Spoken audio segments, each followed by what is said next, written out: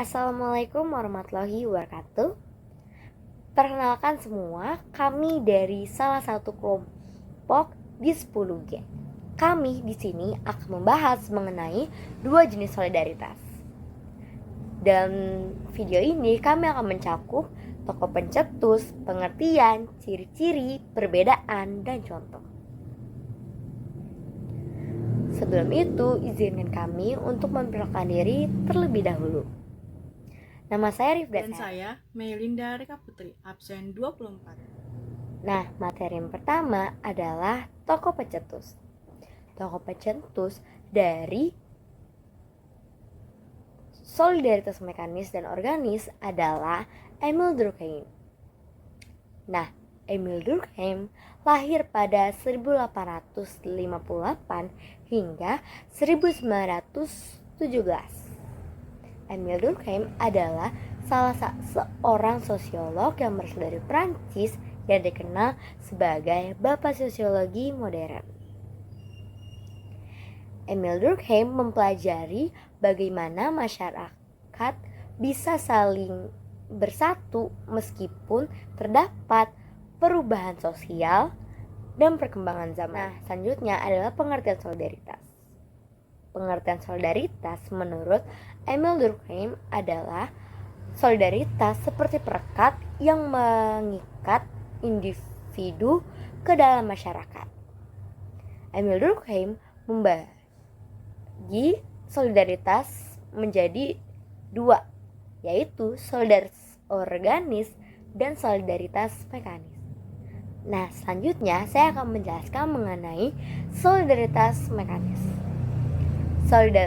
Solidaritas mekanis adalah solidaritas yang terbentuk karena adanya kesamaan antara individu. Kesamaannya seperti kesamaan pada adat, kepercayaan, pekerjaan, dan gaya hidup.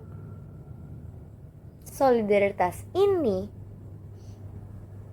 terdapat pada masyarakat tradisional yang biasanya hidup lebih sederhana dan pembagian pekerjaan yang belum kompleks. Nah, selanjutnya saya akan menjelaskan mengenai solidaritas organis. Solidaritas organis itu berbanding terbalik dengan solidaritas mekanis. Karena solidaritas organis memiliki atau terbentuk karena adanya perbedaan fungsi dan ketergantungan antar individu. Solidaritas ini berkembang pada masyarakat modern karena pembagian pekerjaan yang sudah jelas dan sistem sosial yang sudah kompleks. Ciri-ciri solidaritas mekanis. Yang pertama adalah masyarakat bersifat tradisional dan sederhana. Yang kedua, ikatan sosial yang didasarkan pada nilai, norma, dan kepercayaan. Yang ketiga adalah masyarakat memiliki peran dan pekerjaan yang hampir sama. Yang keempat, hukum bersifat represif, yang berarti pelanggaran mendapatkan hukuman berat agar menjaga kebersamaan. Nah, selanjutnya ada nomor 5 dan nomor 6. Ciri-ciri yang kelima adalah kesadaran kolektif lebih tinggi dibandingkan kesadaran individu. Dan yang terakhir, yang keenam adalah hubungan sosial yang lebih pada kekeluargaan dan gotong royong. Nah, yang keempat ada ciri-ciri solidaritas organis.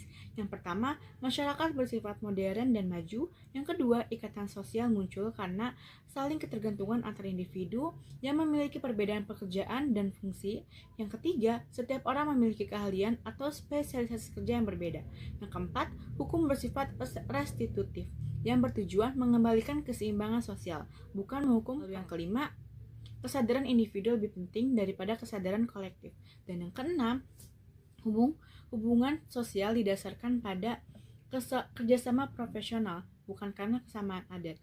Contohnya, kehidupan di kota, perusahaan, rumah sakit, atau sekolah, di mana setiap orang memiliki peran yang berbeda namun saling membutuhkan. Nah, yang kelima, di atas ada perbandingan antara kedua solidaritas, yaitu mekanis dan organis. Yang pertama terdapat pada masyarakat tradisional, sedangkan pada organis terdapat pada masyarakat modern. Lalu yang kedua, dasar ikatan sosialnya adalah kesamaan nilai dan norma, sedangkan pada organis dasar keterikatan sosialnya yaitu perbedaan fungsi dan saling ketergantungan antar individu.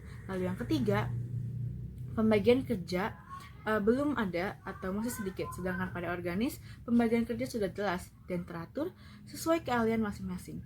Lalu yang keempat, jenis hukum yang berlaku bersifat represif, sedangkan pada organis jenis hukum yang berlaku bersifat restitutif. Nah, selanjutnya ada contoh dari solidaritas mekanis dalam kehidupan sehari-hari. Yang pertama, warga desa bergotong royong untuk memperbaiki jalan atau jembatan. Yang kedua, petani saling membantu saat masa tanam dan panen padi. Lalu yang ketiga, masyarakat adat bersama mengadakan upacara tradisional. Nah, sekarang ada contoh solidaritas organis dalam kehidupan sehari-hari. Yang pertama, dokter, perawat, dan apoteker bekerja sama di rumah sakit. Lalu yang kedua, guru, siswa, dan staf sekolah saling bekerja sama dalam kegiatan belajar. Dan yang ketiga, pegawai kantor bekerja sesuai bidangnya untuk mencapai tujuan perusahaan.